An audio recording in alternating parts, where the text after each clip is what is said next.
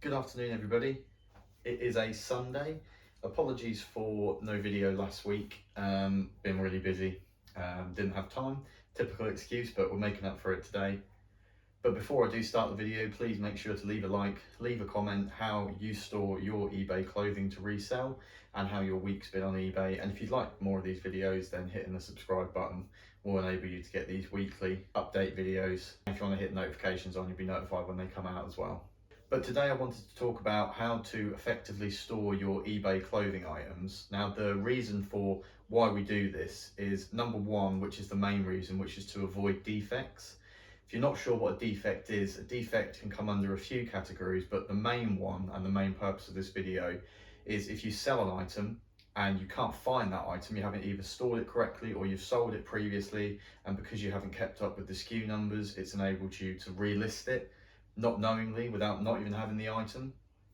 We want to stop that happening because if you're a top rated seller, you've got an allowance of 3 defects. It's happened to myself quite recently, actually, funnily enough, which prompted me to make this video and go through all my stock and make sure that what I've got in my boxes is what's listed on eBay.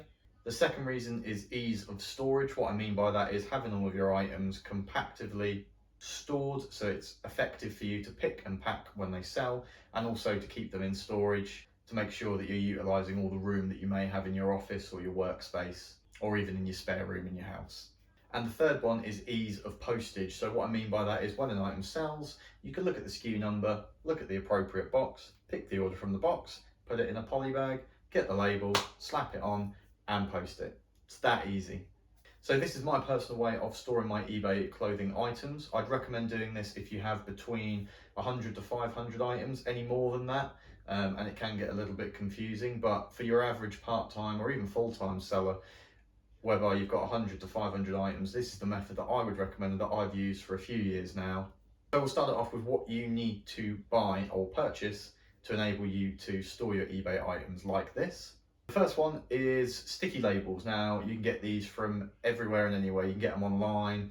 B&M do them. I think even Poundland do them. Anywhere, any stationery shop, anywhere in your local area, or order them online, eBay, Amazon.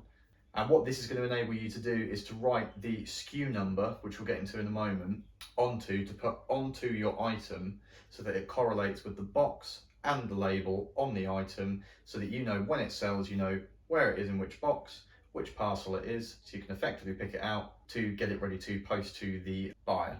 Second is poly bags. Now these come in all shapes and sizes. Essentially what it is a plastic bag with a really thin adhesive strip on the top to make sure that you can put your item inside of that bag and pull the strip, seal it in, so it's done. You haven't got to do anything else with it. These do come in clear or sort of greyish colour poly bags. I use both.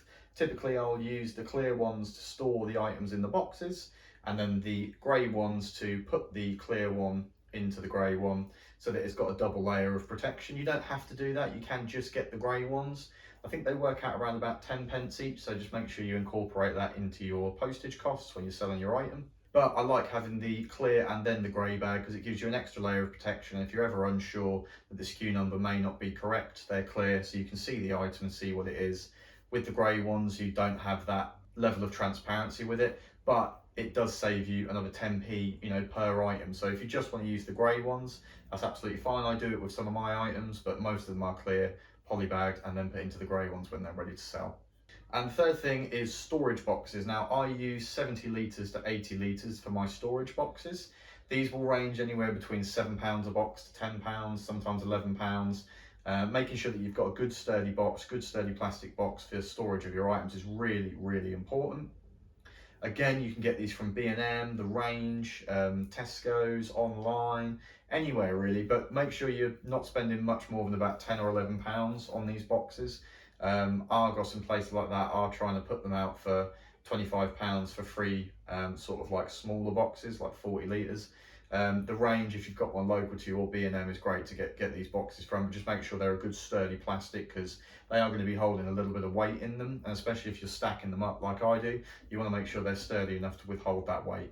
But they are the three things that you need. As a general rule of thumb, in one of these 70 litre, 80 litre boxes, you can get around about 25 to 40 items depending on what they are. So one box per 30 items as a general rule of thumb. If you've got 100 items, 3 to 4 boxes, makes it pretty straightforward, and it keeps your costs low as well for storing them as well. So the way in which I store eBay items is to obviously buy these 70, 80 litre boxes, and on the front of that box you can use an A4 piece of paper, which I do, label it with the designated SKU number. Now a system I like to use is A, B, C, D, E, F. So label it with 1A, so a big A on the front of it, as you've seen from the videos. And that is the start of your SKU number. So when you're photographing your items, you can have A1, A2, A3, A4. So the A is the start of the SKU number and the number is specific to the item.